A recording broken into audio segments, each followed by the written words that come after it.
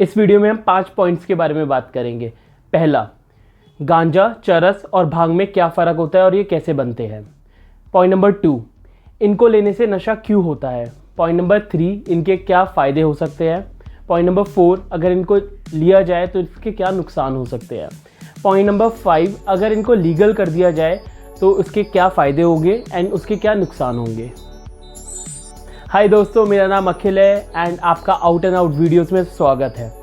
आज हम ड्रग्स पे बात करेंगे क्योंकि हमारे देश में इस वक्त ना जीडीपी इम्पॉर्टेंट है, ना अनएम्प्लॉयमेंट इम्पॉर्टेंट है, सिर्फ ड्रग्स और कुछ एक्टर एक्ट्रेसेस इम्पॉर्टेंट है। तो चलिए ड्रग्स पे ही कॉन्वर्सेशन शुरू करते हैं। गांजे को हम वीड, पॉट, ग्रास और आम भाषा में माल के नाम से भी जानते हैं। कई लोग इसको स्टफ भी बोलते हैं, बट इसका साइंटिफिक नेम कैनाबिस होता है क्योंकि कैनाबिस पौधे से ही ये तीनों ड्रग्स चरस, गांजा और भांग बनते हैं। गांजा कैनाबिस के फूलों से बनता है, जबकि चरस, जिसे हम हैश भी बोलते हैं, वो उसके राल से बनता है या हम बोले रेजिन से बनता है, जो चिपचिपा मटेरियल प्लांट से निकलता है। जबकि भांग कैनाबिस के पत्तों और बीजों को पीस कर बनाया जाता है। ये तीनों साइकोएक्टिव ड्रग्स है जो आपके दिमाग में जाकर आपको नशे वाली स्टेज तक ले जाते हैं, जिसे हम आम भाषा में हाई होना बोलते हैं। पर ये होता क्यों है, इसको हम थोड़ा शॉर्ट में समझेंगे। ज़्यादा डिटेल में जाएंगे तो काफ़ी बोरिंग हो जाएगा। इन तीनों ड्रग्स में 150 से ज़्यादा केमिकल्स होते हैं, जिनमें से 2 होते हैं THC और CBD। THC वाला आपको हाई करता है एंड CBD उसका उल्टा उसको कंट्रोल करता है। THC क्लास का एक शरारती बच्चा होता है एंड CBD उस क्लास का मॉनिटर होता है। तो आप समझ ही गए होंगे, जितना हाई THC उतना ज़्यादा नशा। अगर इस पॉइंट को आपको डिटेल में समझना है तो प्लीज़ कमेंट बॉक्स में समझाइए, हम इसके लिए एक सेपरेट वीडियो भी बना सकते हैं। आपने अक्सर अपने दोस्तों को बोलते सुना होगा कि marijuana is good for health, यानी कि ये ड्रग्स हेल्थ के लिए अच्छे हैं। तो जानते हैं क्या फ़ायदे हो सकते हैं इन ड्रग्स को लेने के। First is relief in chronic pain. एक स्टडी के हिसाब से पाया गया है कि मैरिजुआना यानी कि ये ड्रग्स लेने से आपको पेन में रिलीफ मिलता है, क्योंकि इनमें कुछ ऐसे कंपाउंड्स होते हैं जो आपके पेन को कम कर देते हैं। Second is improve lung capacity. Cigarette के धुएं से हमारे लंग्स की बहुत बुरी हालत हो जाती है, बट इसके उल्टा आपको जान के हैरानी होगी कि मैरिजुआना के धुएं से लंग्स की कैपेसिटी बढ़ती है और लंग्स के लिए अच्छे होते हैं ये। Third is help in weight loss. एक स्टडी के हिसाब से पाया गया है कि मैरिजुआना के कंजम्पशन से वेट लॉस काफ़ी तेज़ी से होता है और आपका कैलोरी इंटेक भी ये मैनेज करता है। बेसिकली मैरिजुआना आपके इंसुलिन लेवल्स को कंट्रोल करता है।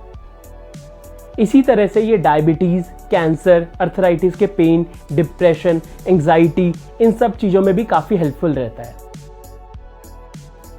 इससे पहले कि आपको लगे कि मैरिजुआना आपकी हेल्थ के लिए अच्छा है, तो इसके रिस्क भी जानना बहुत ज़रूरी है। तो जानते हैं इसके रिस्क क्या क्या है। First is it escalates heart related problems. 2014 की एक रिसर्च के हिसाब से बताया गया है, जिन लोगों को हार्ट रिलेटेड प्रॉब्लम्स पहले से थी, उनको मैरिजुआना के कंजम्पशन से और ज़्यादा हार्ट रिलेटेड प्रॉब्लम्स बढ़ गई है एंड कार्डियक अरेस्ट के रिस्क भी बढ़ गए हैं। Second is brain health. एक स्टडी के हिसाब से मैरिजुआना आपके ब्रेन पे बहुत नेगेटिवली इफेक्ट करता है। अगर आप यंग एज से मैरिजुआना का कंजम्पशन शुरू कर दें तो आपका IQ 8 पॉइंट्स तक गिर जाता है, जो कि वापस रिकवर नहीं हो सकता। Third is mental health. काफ़ी स्टडीज़ में बताया गया है डिप्रेशन, एंग्जाइटी और मेंटल हेल्थ में मैरिजुआना काफ़ी यूजफुल होता है, बट इसका एडिक्शन इन तीनों का रीज़न भी बन जाता है। Fourth is daily life. अगर आप मैरिजुआना बहुत रेगुलरली कंज्यूम करते हैं तो आपका कॉन्सेंट्रेशन लेवल घट जाता है, आपको कम सेटिस्फेक्शन आती है, आपको सुसाइडल थॉट्स आने लग जाते हैं, आप किसी भी चीज़ से आराम से खुश नहीं होते, सोसाइटी से कट जाते हो। आप काफ़ी चीज़ें ऐसी है जो मैरिजुआना की नेगेटिव है डेली लाइफ के पॉइंट ऑफ व्यू से भी। इन ड्रग्स को काफ़ी कंट्रीज़ में लीगल कर दिया गया है एंड इंडिया में भी समय समय पर इसको लीगल करने के लिए आवाज़ उठती रहती है। इंडिया में इसको लेकर 2 खेमे हैं। एक खेमा वो जो कहता है कि इसको लीगल कर देना चाहिए, एक खेमा वो जो कहता है इसको लीगल नहीं करना चाहिए। आज हम दोनों के पॉइंट ऑफ व्यू आपके सामने रखेंगे एंड उसके बाद देखते हैं। पहले हम बात करेंगे उस खेमे की जो कहता है कि इसको लीगल कर देना चाहिए। इसको लीगल करने से इलीगल एक्टिविटीज़ और क्राइम का रेट कम हो जाएगा। कैसे? मैरिजुआना को लीगल करने के बाद ब्लैक मार्केट्स खत्म हो जाएगी और उसकी जगह पे काफ़ी ऑर्गेनाइज्ड इंडस्ट्री सेटअप होगी, जिसमें फार्मर्स, इंडस्ट्रियलिस्ट और गवर्नमेंट एसोसिएशन इन्वॉल्व होगी, ना कि क्रिमिनल्स और ड्रग डीलर्स। मैरिजुआना को लीगल करने से गवर्नमेंट का रेवेन्यू भी बढ़ेगा। आज की डेट में मैरिजुआना की सेल से जितना भी प्रॉफिट होता है वो सारा ड्रग डीलर्स, इजरायलियन कार्टल्स और इटालियन कार्टल्स के पास जाता है। बट अगर इसको लीगलाइज कर दिया गया तो जैसे अल्कोहल के ऊपर गवर्नमेंट टैक्स अर्न करती है, वैसे ही गवर्नमेंट marijuana के ऊपर भी टैक्स अर्न करेगी एंड इनका प्रॉपर सुपरविजन के लिए कमेटी भी बिठा सकती है। थर्ड पॉइंट इज लीगलाइजेशन के बाद ड्रग्स की क्वालिटी इंप्रूव हो जाएगी। आज की डेट में कोई भी बंदा अगर ड्रग्स कंज्यूम कर रहा है तो उसको नहीं पता उसकी क्वालिटी कैसी है, उसमें कितना THC है, कितना CBD है।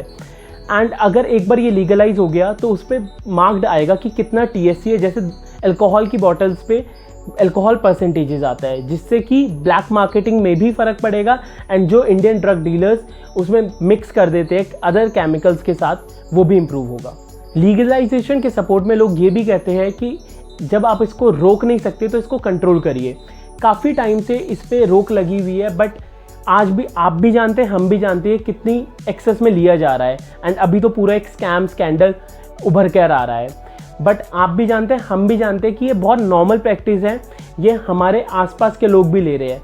तो इसको रेगुलराइज कर देना चाहिए क्योंकि इसको कंट्रोल करना बहुत मुश्किल हो गया है। कुछ लोग कहते हैं कि marijuana अल्कोहल से कम रिस्की है और कम डेंजरस है। तो अगर अल्कोहल लीगल है तो marijuana क्यों लीगल नहीं है? जो लोग इसके खिलाफ है वो बोलते हैं कि अगर marijuana लीगल हो गया तो इसकी एक्सेसिबिलिटी बहुत ईजी हो जाएगी। जैसे कि आज जो लोग इसको एक्सेस नहीं कर पाते इलीगल होने की वजह से, वो लोग भी marijuana का कंजम्पशन शुरू कर देंगे। माइनर्स भी इसका कंजम्पशन शुरू कर देंगे क्योंकि ये इजीली शॉप्स पे अवेलेबल हो जाएगा जैसे अल्कोहल होती है। आज हमारी कंट्री में अल्कोहल की एज 25 ईयर्स है, बट आपने भी देखा होगा कि अल्कोहल हर बच्चा भी एक्सेस कर सकता है। कुछ लोग कहते हैं कि इंडियन हेल्थ केयर सिस्टम इस लेवल का नहीं है कि अगर इसका कोई एडवर्स इफेक्ट आए तो वो उसको कंट्रोल कर पाए। और हमने कोरोना के टाइम पे देखा कि हमारा इंडियन हेल्थ केयर सिस्टम कितनी बुरी तरीके से कोलैप्स हुआ है। तो अगर marijuana को लीगल करना है उससे पहले इंडियन हेल्थ केयर सिस्टम को इम्प्रूव करना पड़ेगा। जो कहते हैं कि marijuana को इलीगल ही रहने देना चाहिए, वो लोग कहते हैं कि ये एक सोसाइटी के लिए अच्छा मैसेज नहीं होगा। अगर हम marijuana को लीगल कर देंगे इसका मतलब ये होगा कि हम ड्रग्स को बढ़ावा दे रहे हैं, जो कि एक सोसाइटी के लिए, एक अच्छी हेल्दी सोसाइटी के लिए कभी भी अच्छा नहीं होता। हमारे हिसाब से किसी भी व्यक्ति को नशा नहीं करना चाहिए, चाहे वो अल्कोहल हो, चाहे वो सिगरेट हो, चाहे वो ड्रग्स हो, चाहे वो marijuana हो, कुछ भी हो। बट नशा छुपकर करना नशा करने से भी ज़्यादा खतरनाक है। तो गवर्नमेंट को एक स्ट्रिक्ट रूल एंड रेगुलेशंस लाने चाहिए जिससे अगर वो रोक नहीं सकते तो उसको कंट्रोल करे, क्योंकि आज की डेट में marijuana laws are outdated and more harmful than the drug itself. और दोस्तों, आप अपनी राय हमें कमेंट सेक्शन में बताएं कि आपके हिसाब से marijuana लीगल कर देना चाहिए या इलीगल ही रहने देना चाहिए। एंड प्लीज़ हमारे चैनल को सब्सक्राइब करिए इसी तरह की वीडियोस के लिए एंड इसी तरह इन्फॉर्मेटिव कंटेंट के लिए।